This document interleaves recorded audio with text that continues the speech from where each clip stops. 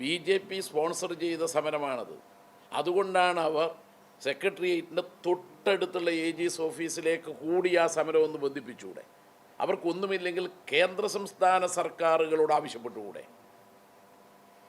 ഒന്നും വേണ്ട, സെക്രട്ടേറിയറ്റിൻ്റെ തൊട്ടടുത്താണ് കേന്ദ്ര ഗവൺമെൻറ് ഓഫീസ്. ഇതാ, ഞങ്ങൾ ഇനി മുതൽ ഞങ്ങളെ തൊഴിലാളികളായിട്ട് അംഗീകരിക്കണം, 2005 ഉത്തരവ് തിരുത്തണം, തൊഴിലാളിയായി അംഗീകരിച്ചാൽ മിനിമം കൂലി കിട്ടും, 60-40 എന്ന് പറഞ്ഞിട്ടാണ് അതിൻ്റെ റേഷ്യോ എങ്കിൽ 21,000 രൂപയുടെ 40% സംസ്ഥാനം തരണം, 60% കേന്ദ്രം തരണം പറഞ്ഞോ സുരേഷ് ഗോപി ഡൽഹിയിൽ പോയിട്ട്?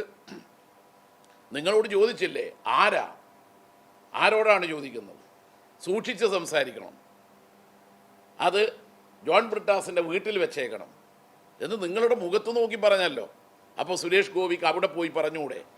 ഞാൻ തൃശ്ശൂർ ദത്തെടുത്തിയ ആളാണ്, ഞാനിതാ കേന്ദ്ര ആരോഗ്യമന്ത്രിയോട് പറയുന്നു, ഞാൻ ആശാ പ്രവർത്തകന്മാർക്ക് വേണ്ടിയാണ്, 21,000-ഓളം വരുന്ന ആശമാർക്ക് വേണ്ടിയാണ് നിലകൊള്ളുന്നത്. ഇതാ, നിങ്ങളത് 2005 കോൺഗ്രസിൻ്റെ ഉത്തരവ് തിരുത്തണം, ആശമാരെ തൊഴിലാളികളായി അംഗീകരിക്കണം, ആശമാർക്ക് മിനിമം കൂലി കൊടുക്കണം. ഒരക്ഷരം ഉരിയാടിയോ സുരേഷ് ഗോപി? അപ്പോൾ സുരേഷ് ഗോപിയും BJPയും സ്പോൺസർ ചെയ്ത സംസ്ഥാന സർക്കാരിനെതിരായ സമരമാണ് ആ സമരം, ആശമാരുടെ സമരമല്ല. ഞങ്ങൾ ആശമാരുടെ കൂടിയാണ്.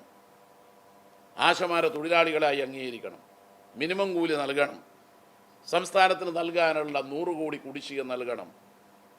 അതാണ് ഞങ്ങൾ പറയുന്നത്. അതുകൊണ്ടാണ് ഡൽഹിയിൽ നമുക്ക് ഒരുമിച്ച് പോകാമെന്ന് അവരോട് പറയുന്നത്. ഡൽഹിയിൽ പോണ്ട, AG ഓഫീസിൽ ഒരുമിച്ച് നിൽക്കാം. അപ്പോൾ BJP സ്പോൺസർ ചെയ്ത ആശമാരില്ലാത്ത ഒരു സ്പോൺസേഡ് സമരമാണ് സെക്രട്ടേറിയറ്റിൽ നടക്കുന്നത്. അതാണ് പറയുന്നത്. ആ രാഷ്ട്രീയമാണ് ഞങ്ങൾ എതിർക്കുന്നത്. എല്ലാ സമരത്തെയൊന്നും ഞങ്ങൾ പുച്ഛിക്കുന്നുമില്ല. ഏത് സമരവും, എത്രയാൾ പങ്കെടുക്കുന്ന സമരമായാലും സമരമാണ്.